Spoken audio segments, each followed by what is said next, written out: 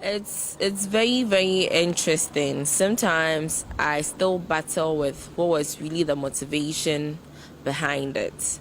So in that state, a medical professional will say I was in a hypersexual state.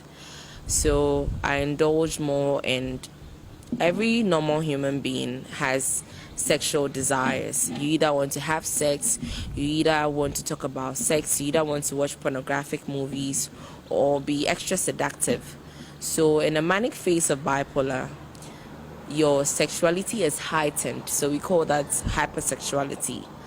And I was in that phase. So those are my colleagues will tell you Abna doesn't really use makeup, but during that stage she was using a lot of makeup. My clothes were tighter. Most of the things I do will resonate with maybe sex or seductiveness.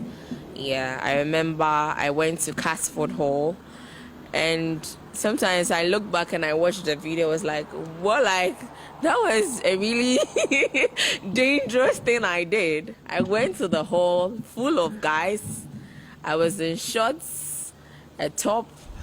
I really did some dance moves that, excited the boys.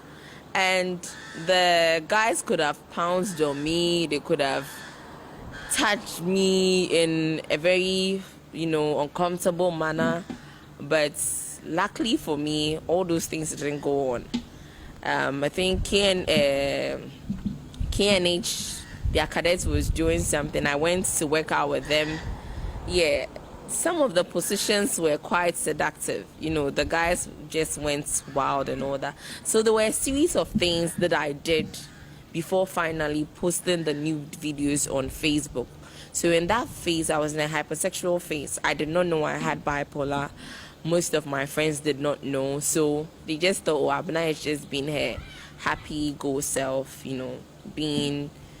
trying to be excited or trying to get other people to excited.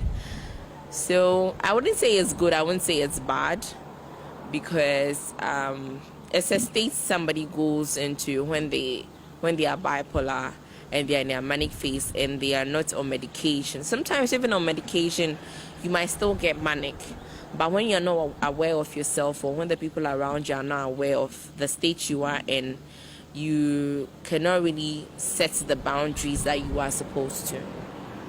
So some people are very they are not too lenient when it comes to these things, but you should know that most of the time it's not something the person is doing in a conscious state. The person doesn't even know where he or she finds herself. You are not aware of your surroundings, you're not aware of your thinking sometimes, and you do things that most of the time you later on regret. So just try and put yourself in the people's, be a little bit more compassionate. Think about the people's families, think about the people's friends. If it were you, would you want people to talk about you that way? We are not saying don't reprimand. We are not saying don't say what is not right. But do it with a little empathy. Don't be too quick to judge.